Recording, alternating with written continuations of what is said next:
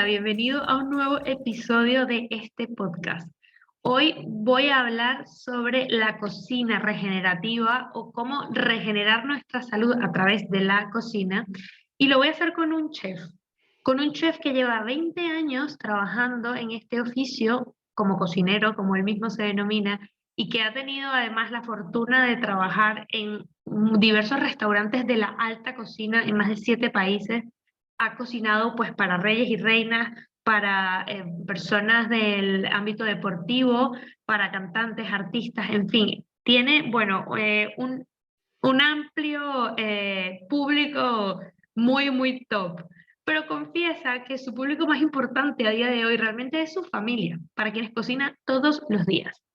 Y no siempre les ha cocinado de la manera como lo hace hoy, que es a través de la alimentación ancestral, que es básicamente una alimentación que está basada sobre todo en alimentos de origen natural. Y él nos va a hablar justamente de eso y de por qué se llama ancestral. Y también de por qué ha hecho este cambio en su vida, porque evidentemente a lo largo de esos 20 años que tiene de carrera profesional, no siempre ha comido de esta manera, no siempre se alimentaba de esta manera. Pero hubo un punto de inflexión en su vida que le hizo tomar la decisión de empezar a cambiar. No fue un cambio de un día para otro, pero fue un cambio que una vez que comenzó, no se detuvo y que lo mantiene a día de hoy. Así que bueno, quédate en este episodio porque escuchar la experiencia de alguien como Pedro, estoy segura que te va a servir muchísimo si estás pensando en hacer cambios también en tu alimentación o si sientes que deberías empezar a hacerlo y no sabes por dónde comenzar. Hoy te tengo esta historia de una persona real que lo ha hecho por voluntad propia y lo mantiene. Acompáñame en este episodio y espero que lo disfrutes un montón. Estamos aquí con Pedro Stock y vamos a hablar sobre la cocina regenerativa, la cocina ancestral, cómo regenerar nuestra salud a través de la cocina. Bueno, tiene muchos nombres, pero quiero que sea Pedro quien nos cuente todo esto en esta súper conversación. Así que bienvenido, Pedro, encantada de tenerte aquí. Muchas gracias por la invitación. Mira, una de las cosas que leí en tu canal de YouTube y que justamente era la forma como quería empezar esta conversación es que un poco la definición que tú das es cocina ancestral puesta al día. Y la verdad es que es un término que me llama mucho la atención y quería que me explicaras, pues, por qué lo has definido de esta manera. Bueno, lo de cocina ancestral viene un poco inspirado por lo que fue la alimentación del ser humano a lo largo de toda su historia, ¿no? Y puesta al día porque, bueno, entiendo que hoy tenemos cierta tecnología o alcance a ingredientes que antes, por supuesto, no había, y podemos entonces utilizar un poquito de lo que fue nuestra historia en cuestión de alimentación puesta al día, con lo que tenemos hoy, recursos y ingredientes y posibilidad también de encontrar diferentes productos que antes no había. Entonces, un poquito es ese juego de lo ancestral, de la parte histórica, con la modernidad de hoy. Sí, sí, de hecho esto a mí me quedó muy claro porque desde que te empecé a seguir, que ya tengo un par de meses, tus recetas la verdad es que me sorprenden mucho porque son súper sencillas, ¿no? Y sí, o sea, es que, vamos, es como esto de puesta al día para mí era como, es que es muy fácil llevarlo a cabo en el día a día. Y justo te quería preguntar, ¿por qué tú decidiste empezar este tipo de alimentación, no solo para ti, sino para tu familia, ¿no? En un principio el cambio fue alrededor del 2017 más o menos. Eh, Vino un poquito empujado por una visita a un médico y salir de esa visita diciéndome que probablemente tenga cáncer, algo que no sucedió, algo que fue un error del médico. Wow. Pero bueno, esa noticia que desde que me dieron esa noticia hasta que me dijeron lo siento fue un error, pasó casi un mes. Entonces, durante todo ese tiempo, bueno, la cabeza hizo un clic, empecé a plantearme muchas cosas con respecto a mi estilo de vida, a la alimentación, en ese entonces la falta de actividad física y demás. Y ahí fue cuando decidí empezar a leer un poco más sobre el impacto de la alimentación en el cuerpo y cómo ir mejorando poco a poco mi alimentación y la familia, por supuesto. Y ahí vino el cambio. Wow, pues tremendo, tremendo cambio, ¿no? O sea, tremendo punto de inflexión. Una vez que te dicen algo como esto, wow, debió haber sido un golpe duro también, ¿no? O sea, te sentías un poco como esto es culpa mía por el estilo de vida que estaba llevando o un poco cómo lo gestionaste, ¿no? Mentalmente. Sí, bueno, un poco es eso, es decir, pucha, si me dicen algo así es porque algo tengo que estar haciendo mal, ¿no? Entonces empezar a ver excesos que quizás se toman con naturalidad, o cierto tipo de alimentación que en realidad no es alimentación, sino es simple un producto que metemos al cuerpo, la panza se llena y parece que nos estamos alimentando, pero que en realidad no nos estamos alimentando y estamos, por consecuencia, dándole al cuerpo ciertas, digamos, malas herramientas para trabajar y lo perjudicamos sin ser muy conscientes. Mm, Lo que sí, en definitiva fue, como vos decías, fue una muy mala noticia, muy dura en su momento, pero a la larga y viéndola luego de ya muchos años, fue muy beneficiosa esa noticia, porque yo creo que si no me hubieran dicho algo tan duro, no sé si hubiera hecho, o no sé si hubiera tomado conciencia del cambio que tenía que hacer. ya, claro. Y bueno, ya vamos a hablar de todo esto que acabas de definir muy bien como productos que consumimos, pero que realmente no son alimentos. Pero antes de eso, es que hay algo que no puedo dejar de preguntarte y es que, claro, es que tú eres chef de profesión. Entonces, cuando tienes que empezar a volver a reaprender, por poner un término, a comer, yo me imagino que también para ti fue como un cambio de paradigma, ¿no? Totalmente, totalmente. Sí, sí, sí, así es. De todas formas, también tengo que ser, a ver, una cosa es lo que yo puedo aplicar en mi vida personal, en mi vida privada, y Mm. otra en el trabajo, ¿no? En el trabajo, yo soy cocinero y trabajo como cocinero privado de una familia. Entonces, yo, por más que tenga mis convicciones y mi forma de alimentarme, tengo que adaptarme a los gustos de ellos y no siempre van de la mano con mis gustos personales. Mm. Claro, pero venías de cocinar pues para personas muy famosas en restaurantes además muy importantes y claro, todo el concepto que a lo mejor tenías de alimentación estaba un poco influenciado por esta manera de llevar la cocina a la práctica Sí, puede ser, sí. Y luego hay hay muchos alimentos o productos, dependiendo con quién hables o cómo lo vean, que están tan metidos en nuestro día a día, el pan, por ejemplo, Mm, el gluten en general, no digamos pan, el gluten en general, y que es tremendamente dañino para el cuerpo, pero no hay ninguna conciencia sobre eso. Eh, el alcohol, por ejemplo, también es algo tan socialmente aceptado y bueno, el impacto que tiene en el cuerpo. Eh, hay muchos factores, ¿no? Que son casi cotidianos, sí. pero que son bastante poco recomendables. Mm. Claro, y cuando te diste cuenta de cosas como por ejemplo el tema del pan, que sí, que es verdad que es una adicción. Y de hecho, he grabado un capítulo hace poco con una nutricionista solamente para hablar del tema del pan, o sea que hay tela de por medio. Pero Sí. una vez que empezaste a ver que estas cosas no estaban funcionando, ¿cómo empezaste a hacer el cambio también con la familia? Porque luego esto también es importante. Es distinto es cuando el cambio lo tienes que hacer solo tú y es para ti, y bueno, tú ahí te vas adaptando, pero cuando tienes otras personas alrededor que ya se han acostumbrado a comer de una manera, pues también toca convencerles, ¿no? Y hacerlo un proyecto familiar. Por supuesto, sí.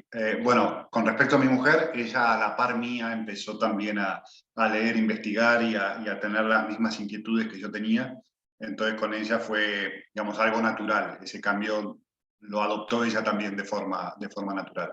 Mm. Y con respecto a nuestros hijos, tenemos dos. En ese entonces eran muy chiquititos.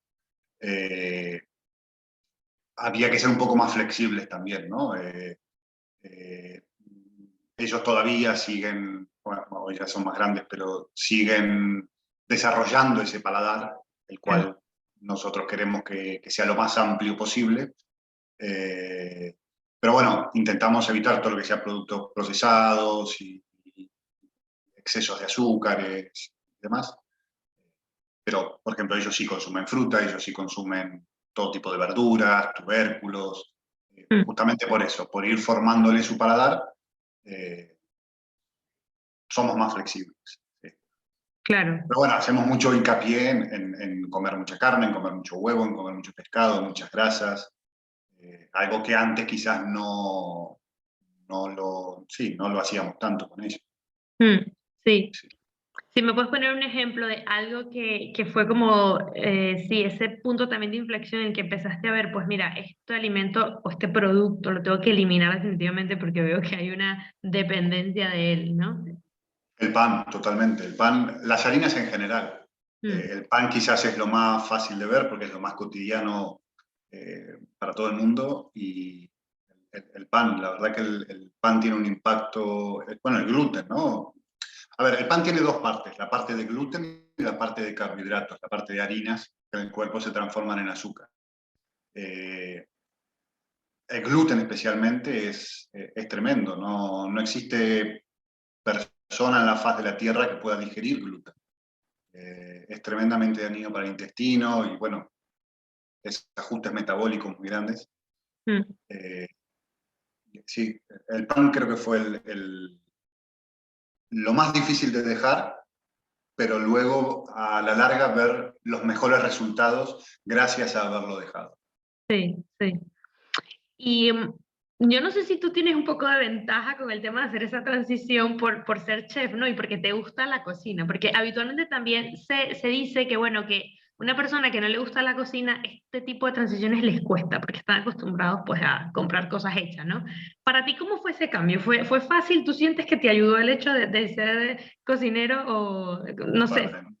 si lo has podido Sí, contactar con otras personas cercanas a ti que no son cocineros y que les cuesta hacer esta transición? sí, totalmente. Yo soy consciente que por dedicarme a la cocina, llevo más de 20 años dedicándome a esto, me resulta muy natural o muy fácil, digamos, el pensar en un plato nuevo, en una receta nueva, o en cómo modificar o combinar ciertos ingredientes para terminar un plato y ponerlo en la mesa. Mm, Eh, eh, y claro, tengo mucha gente a mi alrededor que no se dedica a esto, a muchos de ellos incluso que no les gusta cocinar y les resulta muy complicado, muy complicado. Eso fue también uno de los factores a la hora de publicar las recetas que yo pongo en las redes sociales, el que sea uno, dos y tres y está la comida hecha. mm. Que la gente vea que realmente puede ser muy, muy fácil comer, rico, variado y desde mi punto de vista saludable.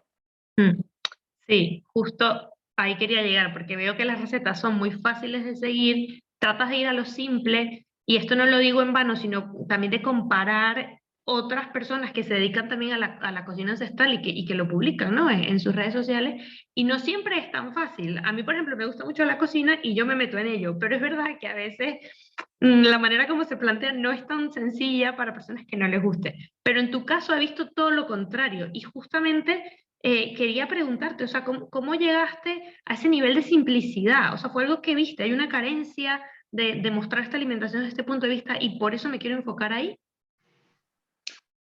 No, la verdad que no es que vi algo y ahí lo quise llevar, sino yo entiendo que, a ver, se puede alguna vez cocinar un poquito más elaborado y pasar más tiempo en la cocina, pero para el día a día, entre los trabajos, la familia, los horarios que hay que cumplir, eh, en casa intentamos que sea algo rápido, pero que sea algo rico, Mm, que si tiene que ser vistoso porque le quiero sacar la foto para subirlo, que pueda ser vistoso también, pero que sea la comida de casa de todos los días y que lo pueda hacer yo o lo pueda hacer cualquier persona que tenga media horita para ponerse a cocinar y comer.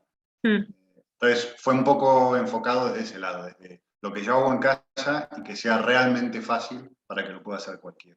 mm. Genial, genial.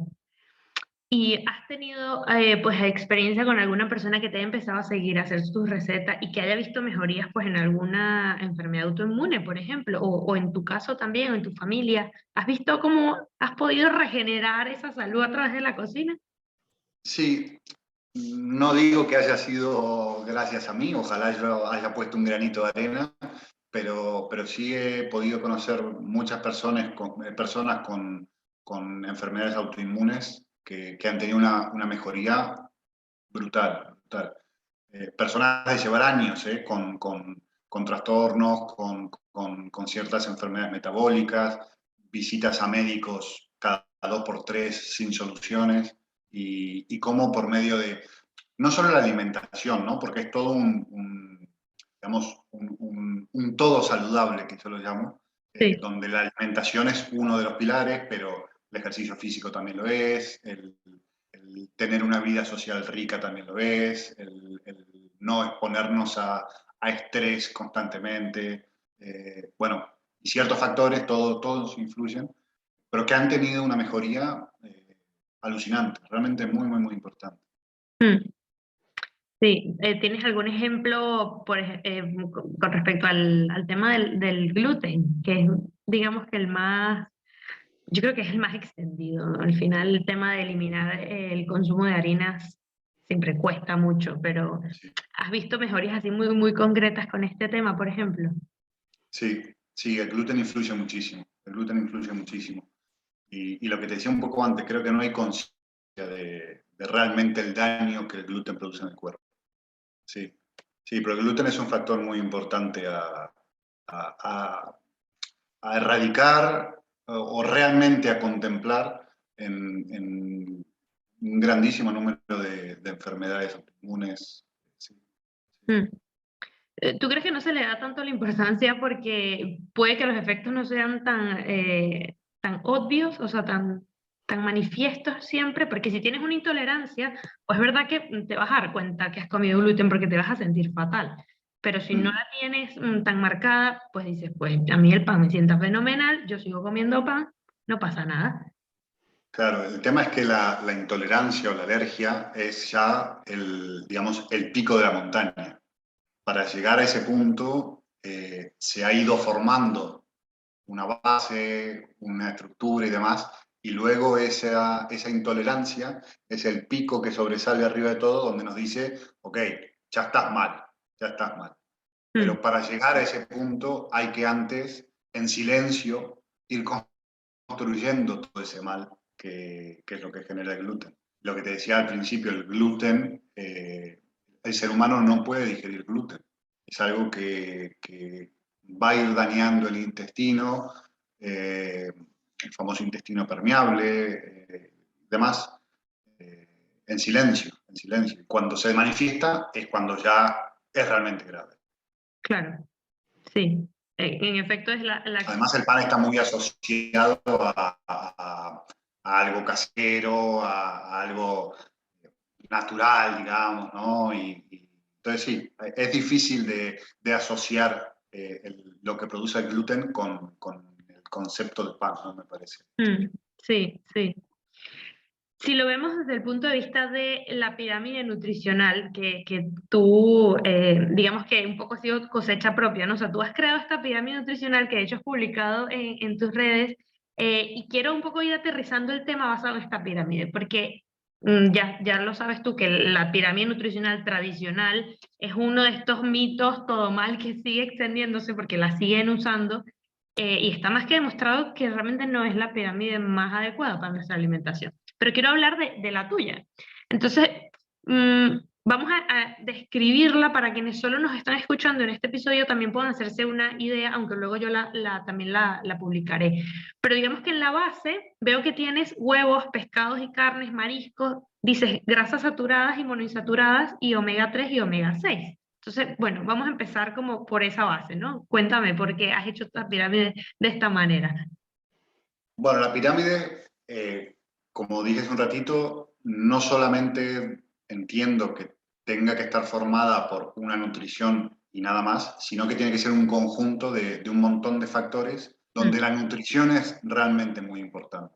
Pero solamente si hablamos de nutrición va a estar en carencia de un montón de otros factores fundamentales para poder tener este desarrollo saludable, ¿no? mm, Eh, entonces, como base, eh, considero que es importantísimo los productos, bueno, no productos, los alimentos realmente altos en valor nutricional, que nos aporten nutrientes, macro y micronutrientes tan importantes para el cuerpo. Por ejemplo, huevos, carnes, pescados, vísceras, tener un balance entre el omega 6 y el omega 3, que generalmente están completamente desbalanceados Sí. por culpa de estos productos procesados y demás. Las grasas que en este tipo de alimentación son tan fundamentales Mm, para poder generar la energía que el cuerpo necesita. sí. Sí, Y que se han un poco satanizado durante mucho tiempo, el tema de comer bajo, totalmente. etcétera. Entonces, claro, ver que lo pones dentro de la base de la pirámide, una persona que vea esto y que no tenga mucha idea dirá, pero si la base de la pirámide tradicional que yo conozco es otra cosa, no son las grasas, Es ¿no? otra cosa, exacto. Sí, sí, la tradicional está basada en carbohidratos de todo tipo, que, que son una fuente de energía, por supuesto, pero es una energía, digamos, no es la energía más óptima para el cuerpo. Sí, bueno, genera un montón de, de problemitas dentro del cuerpo que es lo que intentamos evitar con este tipo de alimentación. Mm. Sí, es una energía un poco fugaz, ¿no? Que siempre se dice, bueno, Es, tiene este pico de tengo energía y luego no la tengo, y luego otra vez más carbohidratos, en cambio con la grasa es más sostenida. es más sostenida, es más eficiente, sí, Mm. exactamente. Vale, si nos vamos a la otra línea de la pirámide, tenemos los lácteos grasos, hongos y setas, hierbas y especias y vegetales verdes. Y también tenemos las semillas, frutos rojos, frutos secos en la otra, ¿no? En la de arriba. Sí, sí. Lo mismo, ir escalando en alimentos altos nutricionalmente hablando, tanto en micro como en macronutrientes, Mm. y ir terminando con ciertas frutas, ciertos vegetales eh, que, a ver, lo ideal es consumirlos estacionalmente, si se consiguen de forma salvaje, incluso muchísimo mejor, pero si no es el caso, son ciertas frutas y verduras que tienen un índice glucémico relativamente bajo, una carga de fructosa, que también es un problema hoy en día en la fruta que se consume, relativamente baja, Sí. y también tienen cierto valor importante y estacionalmente, como decía, creo que están buenos para comer. Mm. Sí, me voy a tener justo en estos que has mencionado. Por un lado, hablar de por qué colocas frutos rojos y no fruta en general, y justo has mencionado la fructosa. Y luego lo otro es los lácteos grasos, porque claro, aquí empezamos a caer en el tema de las intolerancias con los lácteos, pero a ver qué lácteos, ¿no? Tenemos que realmente priorizar. Vamos a hablar de estas dos y pongamos ejemplos concretos. Con respecto a lácteos grasos, porque son los menos tocados, digamos, ¿no? Y esa grasa que aportan esos lácteos, queso curado, por ejemplo, Mm, yogures, que ahí ya interviene un proceso fermentado, que el queso también lo tiene, ¿no? Pero un yogur también, la parte de microorganismos que hay dentro de ese yogur también son interesantes. Y todo lo que sea desnatado, descremado, light, cero y demás, tienen un proceso industrial entre medio mm, bueno, que no, ¿para qué? ¿Para qué consumir algo así? sí. Y con respecto a las frutas, la fruta en su mayoría ha pasado por un proceso de modificación y cambio y mejoras, según quien lo diga, para que la fruta esté todo el año, aguante más tiempo sin ponerse fea, esté más dulce, tenga más color, etcétera, etcétera, etcétera. Pero que todo eso está cargado y cargadísimo de fructosa, que es un tipo de azúcar, el azúcar que encontramos en la fruta, que es una de las peores azúcares que podemos consumir. Entonces, bueno, por eso es que todo este tipo de frutas se intenta quitar y los frutos rojos, casi todas sus variedades, son relativamente bajas en este tipo de azúcar, entonces por eso es que esporádicamente o estacionalmente también está bueno consumir. Mm. sea, lo que quieres decir es que en este caso habría que priorizar el consumo de fruta apuntado hacia los frutos rojos porque la cantidad de fructosa es menor que, por ejemplo, pues una manzana, una piña o este tipo de frutas, ¿no? Que son más cargadas. Totalmente, sí, exacto, exactamente. Exacto. Vale. Y luego la última, como puntita de la pirámide, bueno, de la pirámide interna, porque luego ya hablaremos de lo que está alrededor, que justo has dicho, que no es solamente alimentación, sino también estilo de vida. Pero en esa última colocas los chocolates puros, chocolates oscuros, directamente. Sí, sí, a ver, el chocolate tiene también cierto impacto en el cuerpo que puede ser en algunos momentos bastante necesario, Mm. pero bueno, consumir chocolate lo más puro posible. Yo suelo decir a partir del 85% de cacao en adelante. Al principio quizás cuesta un poco, Mm. pero luego está buenísimo. Sí. Sí, esto también no lo hemos mencionado, pero este tema de cambiar la alimentación siempre lleva un periodo de adaptación, que me imagino que tú también pasaste por eso, porque es verdad, yo el día que empecé a comer chocolate más oscuro, me parecía que era horrible, pero ahora no me puedo ni comer un chocolate con leche porque me parece espantoso. Es un poco Sí, entrenar el paladar, ¿no? totalmente. Es un proceso de reeducación del paladar importante. Al día de hoy yo no consumo ningún tipo de endulzante, de ningún tipo, y muchas veces me preguntan, pero ¿cómo llegas a eso? ¿Cómo encontrás el dulce? Y bueno, al principio no lo encontrás y poco a poco, porque nosotros tenemos un umbral de dulzor tan alto, Sí. culpa de la cantidad de azúcar que nos han hecho comer siempre, donde tenemos que al principio ir educando a nuestro paladar para que ese umbral baje y se Mm. acomode a lo que naturalmente tiene que ser. Y de esta forma luego empezamos a encontrar, por ejemplo, dulzor en un fruto seco, eh, en el coco. Y de esta forma podemos empezar a también jugar con ciertos ingredientes en la cocina a la hora de hacer postres, por ejemplo, Sí. eh, que nos van a dar esa partecita dulce que esperamos encontrar en un postre. Mm, claro, pero bueno, va de poco a poco, no de Va de agregar poco a más poco. Sí, endulzante, porque como no le he hecho azúcar, pues le pongo más endulzante, que al final es un disfraz también. totalmente. Yo siempre pongo la imagen, es una imagen muy dura, muy cruda, pero es como decir, quiero dejar la cocaína y me engancho para eso con la heroína. Mm, No, hay que quitarse del medio las dos cosas. El azúcar y el endulzante, los dos son malos. Por más que el endulzante no produzca estos picos de glucosa que produce el azúcar, pero por otro lado produce en el intestino un desequilibrio gigantesco. Entonces mm. es muy contraproducente querer tapar una cosa con la otra.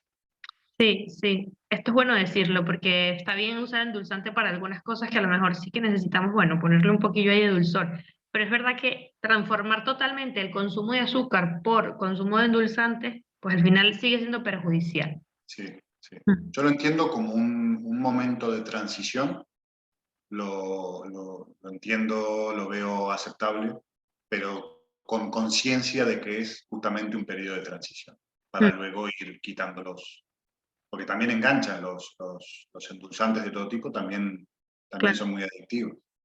Sí, porque al final sigues teniendo esa sensación de necesito azúcar, ¿no? Necesito consumir cosas que Claro, tengan claro, azucaradas, que tengan sí, dulce. Y como has sí, dicho, el umbral lo tenemos muy alto, con lo cual es un poco reeducar el paladar. totalmente. Y que se puede, ¿eh? Yo soy uno de esos exponentes que lo ha logrado, así que Sí. solo perseverancia. Mm. Vale, y si vemos la parte luego de fuera de esta pirámide, tenemos por un lado en la base, ¿no? Que dijimos que estaban las grasas, pues el ayuno intermitente, ¿no? Alrededor. Luego tenemos ejercicio físico, exposición al sol y al frío, ritmos circadianos, gestión de sensaciones, luego todo lo que tiene que ver con sociabilidad, desarrollo personal y ocio. Y todo esto es lo que has comentado, es este caparazón que envuelve también nuestra vida desde el punto de vista de que no es solo el tema de alimentación, sino luego los hábitos, ¿no? Hablemos un poco de esto. ¿Cuáles son los que, como que los que realmente estamos más fallando en general? Bueno, por supuesto, no es solo la alimentación lo que nos da este bienestar, ¿no? Hay un conjunto de herramientas que deberíamos de utilizar para realmente abarcar todo el espectro de lo que es saludable. Ayuno intermitente es una herramienta fantástica que le permite al cuerpo, por decirlo muy simple, como autorregenerarse, darse un periodo de descanso, cargar un poco las pilas otra vez, ¿no? Es algo fundamental, es algo muy sencillo que cualquier persona, eh, sin casos extremos, lo puede llevar adelante, y es muy, muy, muy beneficioso. Luego, ejercicio físico es fundamental. Si no volvemos atrás en la historia, eh, está todo muy relacionado, ¿no? Para ir a comer había que salir a buscar la comida. Hay veces que se caminaba 100 metros, hay veces que se caminaba 10 kilómetros hasta que se encontrara esa comida. Entonces, el ejercicio físico con una buena alimentación, momentos en que no encontramos comida, por ende estamos ayunando, está todo muy relacionado, ¿no? Con lo que fue nuestra historia. Y luego con respecto a la parte social, la parte de desarrollo personal, la parte de ocio,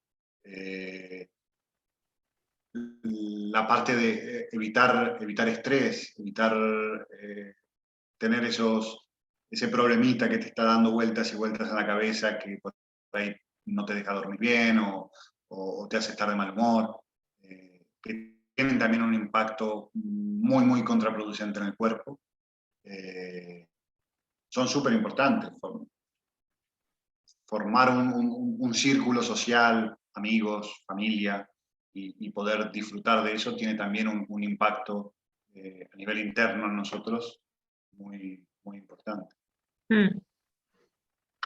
Que estemos fallando, yo creo que la parte quizás fue un poco por desconocimiento, la parte de respetar los ritmos circadianos, son estos como relojes internos que tenemos en el cuerpo.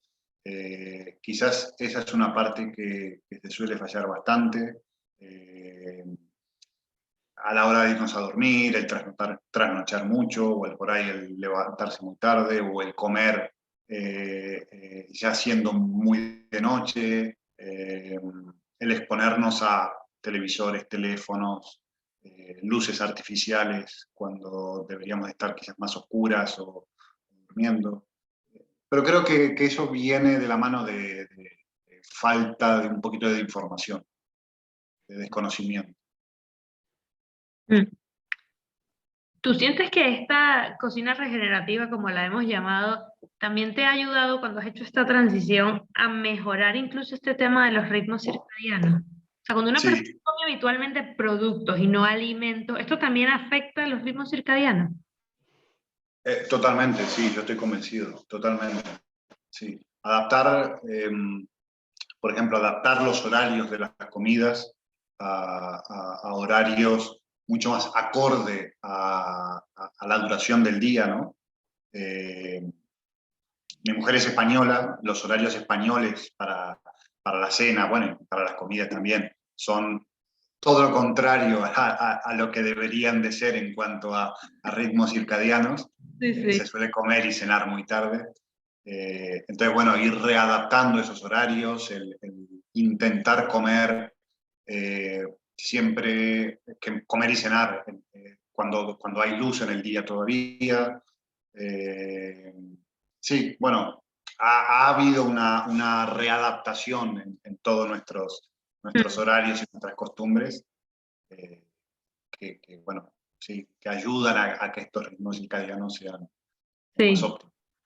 Ya que has tocado este tema de los horarios españoles versus los horarios de, no sé si el resto del mundo, pero sí que son muy distintos, cuéntame esto, ¿no? O sea, habitualmente suele cenar pues a la hora X y en España, por ejemplo, se suele cenar a la hora X, ¿no? Para ver un poco esa distinción, ¿no? Sí, a ver, bueno, en España se cena muy tarde y se come muy tarde. Sí. Acá, bueno, yo vivo en Bruselas, en Bélgica. Mm. Los horarios son mucho más tempranos, la gente suele comer a las 12 del mediodía y cenar sobre las 6, 7 de la tarde. Que claro, esto trasladándolo a España es a las 6 de la tarde se está merendando, ¿no? ¿Quién se va a sentar a cenar? Pero luego esto hace que, a ver, nosotros no cenamos a las 6 de la tarde, ¿no? Pero por ahí a las 8, 8 y media sí, sí ya estamos cenando. Mm. Eh, Hace que cuando llegue el momento de irse a la cama, la digestión ya está bastante iniciada, en algunos casos incluso terminada. Entonces, bueno, tenemos un sueño mucho eh, más profundo, más reparador, no estamos cansados a la hora de irnos a dormir. Mm. Pero bueno, hay que adaptarse a estos horarios también. Al principio son muy raros, Sí. pero luego se dan naturalmente. Sí. Y por ejemplo, cuando hay el cambio para la temporada de invierno, porque claro, ahora en verano, pues verdad que a las 8 todavía hay luz, o sea que sí, que ese puntillo de voy a comer antes y todavía hay luz, vale, pero cuando llega el invierno la cosa se complica, porque, La cosa se complica, sí. Acá a las 4:30, 5 de la tarde ya es noche bastante avanzada. wow, Eh, pero bueno, es lo que toca. Tampoco es que vamos a empezar a cenar a las 3 de la tarde para que haya luz, ¿no? Pero claro. bueno, intentamos de todos modos que eso, que sea dejando unas 2, 3 horas entre la cena y el momento en que nos vamos a la cama. Mm. Eso intentamos, sí, siempre. Siempre. Sí. Vale, pues te quiero preguntar, como buen chef y cocinero que eres, tres recetas que para ti sean como el día y la noche de un poco de que han marcado este cambio y que sientes que son como, vamos, que todo el mundo debería poner en práctica, ¿no? Tus favoritas. A ver, a mí me gusta muchísimo comer. Es muy, muy raro. Bueno, muy raro no es. No le digo a nada que no. Por supuesto que tengo mis preferidos. El pulpo es algo que me enloquece, que se suele tener muchísimo miedo a la hora de hacer pulpo y es, yo creo que una de las cosas más simples que existen, casi casi que se hace solo. Eh, Tengo por ahí también un puré de coliflor que acompañado con este pulpo va alucinantemente bien. Ok. Lo han comido un montón de gente que me dicen, odio el coliflor. Y después de probarlo dice, qué rico que era esto, ¿qué era? Coliflor. Pues esa, Está bien. realmente muy, muy bueno. Ok. Eh, Carne, me gusta mucho cocinar carnes que por ahí son cortes de no muy buena calidad, pero luego de cocinarlas durante un tiempo largo, en algún caldo bien rico, quedan súper tiernitas y muy sabrosas. Eh, Por ejemplo, ¿cuál? a ver, otra de las recetas que tengo publicada es una panceta de cerdo Ok. que se cocina un montonazo de horas, pero que lo mismo, no hay que hacer nada, es simplemente meterla al horno y que se haga sola. Ok. Y, y luego el resultado final, apenas se dora el cuero de esta panceta para que esté bien crujiente, y se puede comer con cuchara, es un espectáculo. Wow, muy bien. Bueno, Sí. eso los voy a poner en los highlights, el del coliflor, para que lo busquen en tu, o sea, si lo tienes publicado, así lo pueden ver. Todo esto que te acabo de contar Sí. está en las recetas publicadas. Sí. Muy bien. Entonces el pulpo, el puré de El coliflor puré de coliflor y la y la panceta. panceta. Sí, Muy bien. Pues eso es que es estupendo porque en tu canal hay muchísimas recetas, en tu Instagram, pero bueno, siempre hay unas ahí que viene bien, ¿no? Decir, bueno, empieza con esta, prueba esta, porque la gente se sorprende, ¿no? Cuando prueba sí, cosas como has dicho, el coliflor que a nadie le gusta, pues pero preparado de esta manera, pues te puede gustar. sí. Es un Y poco de... como decíamos al principio, recetas súper, súper simples, que no Sí. tienen combinación, no tienen complicación Mm. y que los puede hacer cualquier persona en casa sin ningún problema. Sí, tal cual. Ese es sin duda tu enfoque y se nota muchísimo cuando vas viendo las recetas. Sabes que hay algún tema que te quería también comentar que pues ahora tiene también mucho, sí, como que hace mucho ruido. Y es todo este asunto que ha empezado también a circular de que pues parece que el consumo de productos de origen animal, que como vimos ahora en la pirámide, pues la verdad es la base justamente de esta alimentación ancestral que propones, pues bueno, ahora un poco se contrapone a que el hecho de querer comer alimentos de origen animal, pues de alguna manera fomenta el daño al planeta. Y tú tienes un post dentro de tu Instagram donde vi que publicaste algo que la verdad es un poco alucinante y es un tipo de carne que han empezado a hacer en un laboratorio. Y una frase con la que concluías este post decía que no encontrabas otra manera de explicar cómo algo como esto, pues solamente concibe el hecho de salvar al planeta desde el punto de vista de enfermar a quien lo habita, es decir, dejando de consumir alimentos animales por consumir alimentos que están creados pues en un laboratorio. Ejemplo, la carne. Háblame por favor un poco de esto es que es muy Sí, alucinante. bueno, este producto particularmente es sacado de una película de ciencia ficción. Ah, ok,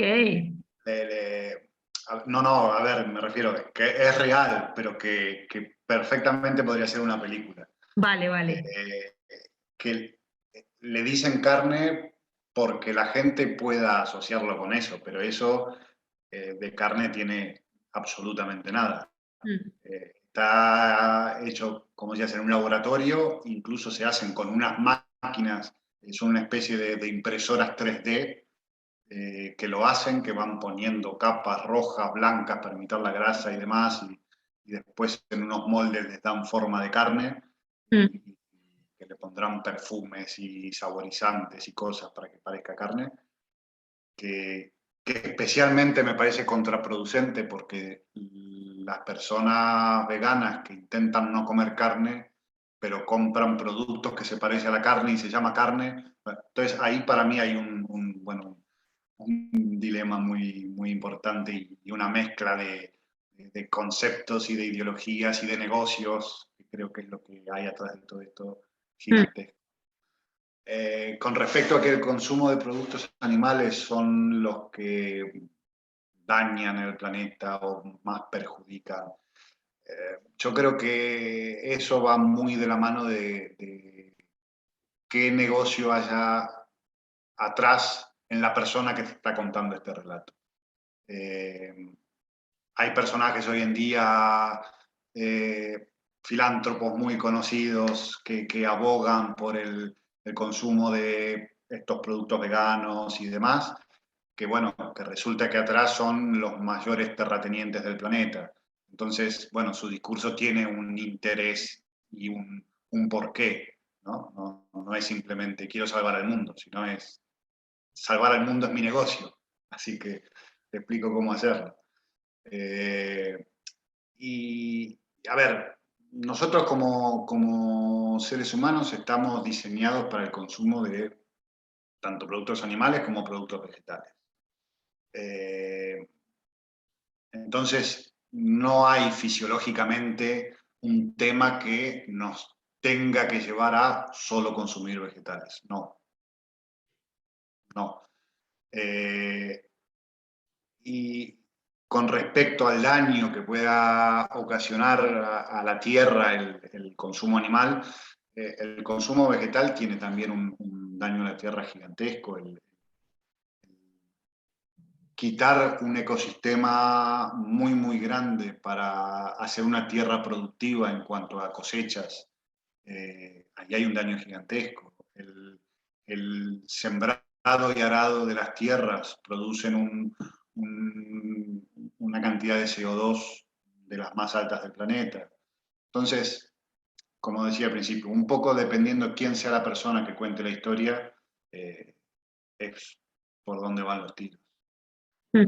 Ah, yo creo que es respetable quien decida vivir solo de a vegetales, de la misma forma que debería de ser respetable quienes decidimos vivir solo o en su gran mayoría de animales, ¿no? Entonces, como pedirle a un león que a partir de mañana se alimente a flores y hojas. Su naturaleza es otra. Mm. Sí, cuando revisas un poco el término de cocina regenerativa en internet, me encontré con cosas muy curiosas porque sí que hay como una especie de, no sé si tendencia será la palabra, que está coincidiendo un poco como realmente sí que se puede comer pues de origen animal sin necesariamente ser un daño para el planeta. Que luego el proceso industrializado ha llegado al daño hasta ese punto, es verdad, pero eso no es igual a decir que entonces todo el que come pues, comida de origen animal pues está perjudicándolo. Y lo que iba a decir es que este término lo que más destaca es que los esfuerzos están concentrados en comer productos o alimentos, aunque usa el término productos, quiero decir que se trata de alimentos, lo más cercano posible a el lugar donde estemos, ¿no? Esto de comer de proximidad. Y tú justo lo has dicho cuando has mencionado cosas como lo ideal sería comer de temporada. Va un poco por ahí este concepto, ¿tú crees?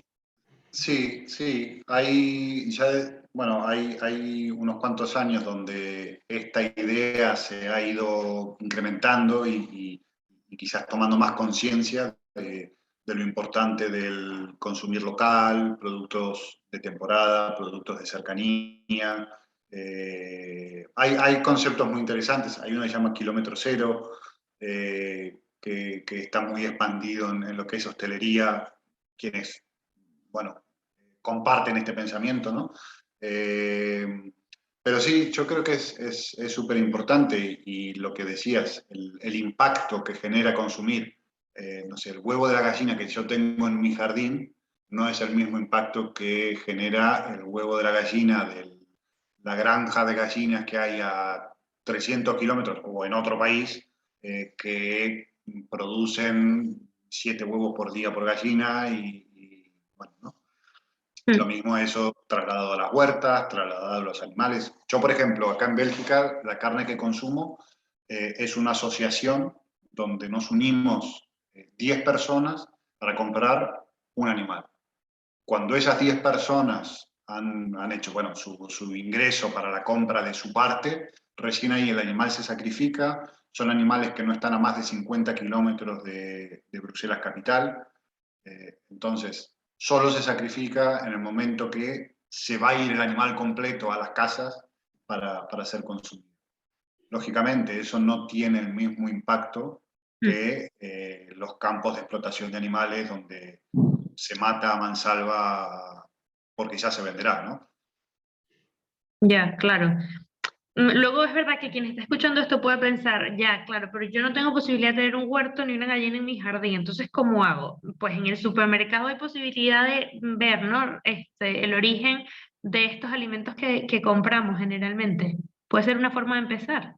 Sí, generalmente sí. A ver, entiendo que quizás no en todos los países, no en todos los supermercados, pero en la gran mayoría sí, viene el origen del animal, eh, bueno, más datos que nos pueden dar la pauta de, ok, vivo en España y esto viene de China, o vivo en España y esto viene de 200 kilómetros de la ciudad en la que yo vivo. Mm, sí. Hace poco escuchaba, de hecho, un comentario sobre un producto aquí en España, bueno, las naranjas, ¿no? Que pues aquí en Valencia, pues es como el lugar predilecto para las naranjas, ¿no? Se dan las mejores naranjas. Pero estábamos, pues, esta persona me decía, es que estoy viendo que en los supermercados están importando naranjas de otros países. Y claro, Claro, este tipo de cosas son un poco contradictorias, ¿no? Porque dices, pero tenemos naranjas aquí que están buenísimas, ¿por qué estamos importando? totalmente. Sí, Un poco totalmente.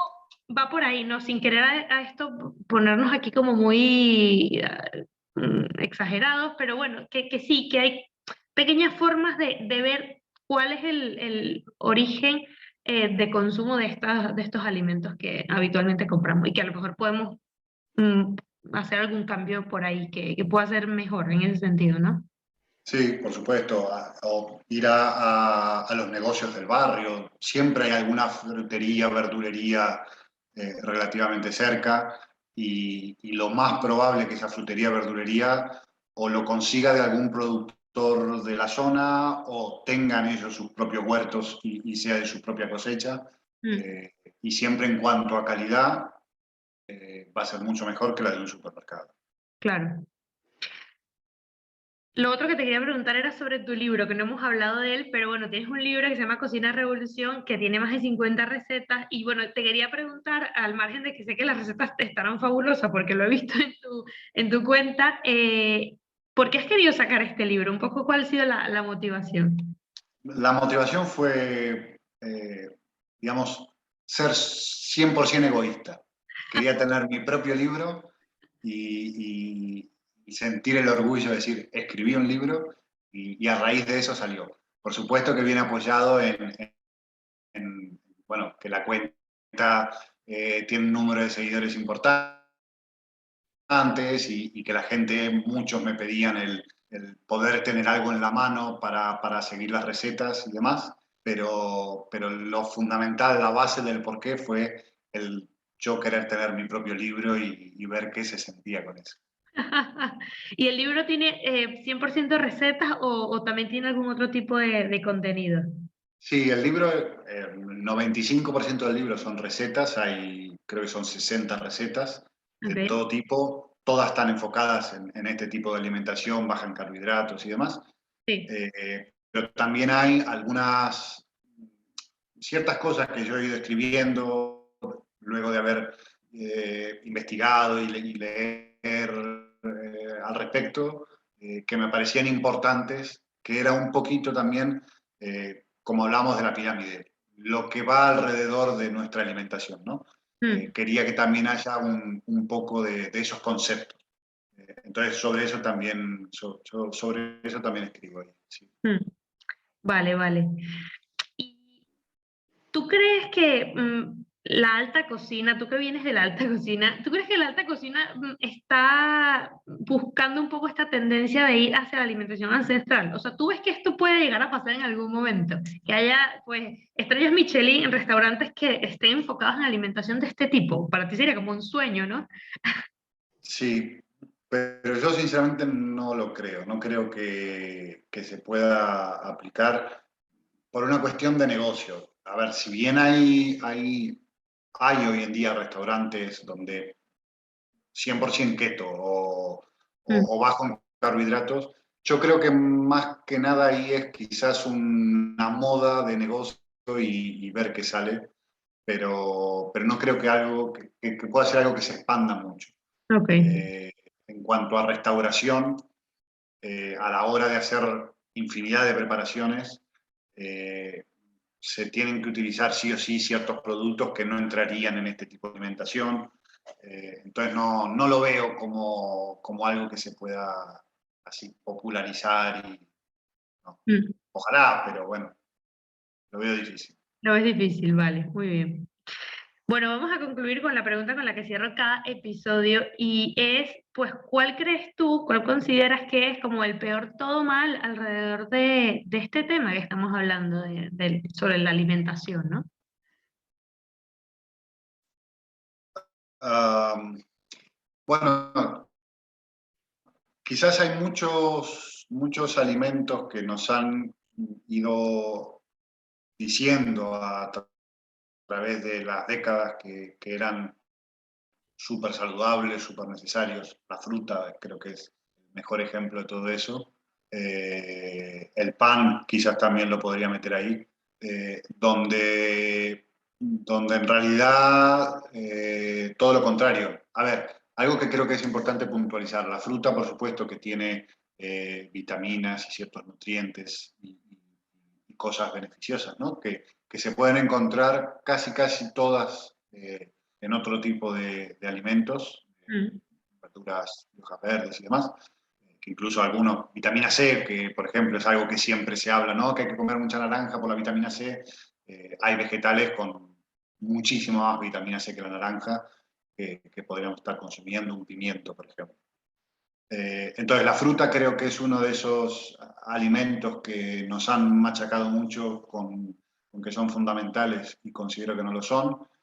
El pan que está envuelto en esto de casero y artesano y no por eso lo hace que sea saludable. mm. Eh, y las grasas que tanto pobrecitas se las ha machacado y que tan importantes que son. colesterol, bueno, hay mucho donde podríamos meternos y seguir charlando, pero tampoco hacerlo tan largo.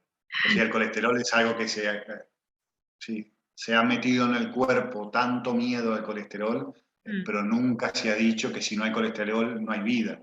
Entonces, bueno, hay mucho que informarse, mucho que leer y mucho que aprender. Sí.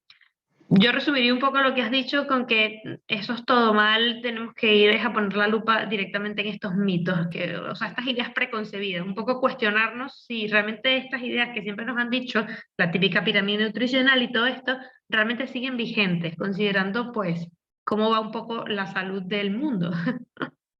Totalmente, totalmente, sí. La información, hoy tenemos la suerte de que la información está. El problema cuál es que hay que ir a buscarla, hay que sentarse y leerla, hay que interpretarla. Todo eso lleva un tiempo, no siempre ganas de llevarlo adelante, Sí. pero la información está. Es mucho más fácil por ahí sentarnos en el sofá, prender la tele, escuchar 4 cosas que nos digan y ya creer que así es todo. Pero bueno, ser un poquito inquietos y leer y buscar información, buscar otras fuentes distintas de información, creo que es interesante y súper importante. En definitiva, estamos hablando de nuestra salud, ¿no? Entonces, es como darle las llaves de nuestra casa a un desconocido y decirle, toma, cuídala. No, mis llaves me las quedo yo. Quiero cuidar yo mi casa. Qué buena conclusión. Me encanta la metáfora de la llave y la casa. Sí. Además que tú lo has empezado a hacer así porque cuando empezaste a hacer este cambio fue producto de investigarlo tú mismo, lo has dicho. O sea, no, al final no eres un médico y no has venido con eso como ya adquirido, sino que ha sido fuerza de investigarlo, de querer mejorar tu salud, de querer salir de este bache en el que te había dicho a nivel médico de que, bueno, tenías una enfermedad grave, ¿no? Ha sido un poco así. Y me gusta que seas el ejemplo de decir, mira, yo soy chef, yo he pasado por aquí, yo lo he hecho y lo sigo haciendo y es posible. Totalmente. Sí, sí. Bueno, me ha encantado muchísimo esta conversación, Pedro. La verdad es que hemos tocado muchas cosas, pero me parece que ha sido bastante completo, bastante productivo todo lo que hemos conversado. A mí también. Me alegro que me hayas invitado a tener esta charla. Bueno, yo encantada de tenerte y por supuesto dejaré todas las formas de contactarte, de que se sigan en tus redes, que vean tus recetas y que también compren el libro porque, bueno, ahí hay una manera muy divertida de empezar con las recetas ya publicadas. Claro que sí. Sí, Bueno, muchísimas gracias. gracias. Adiós.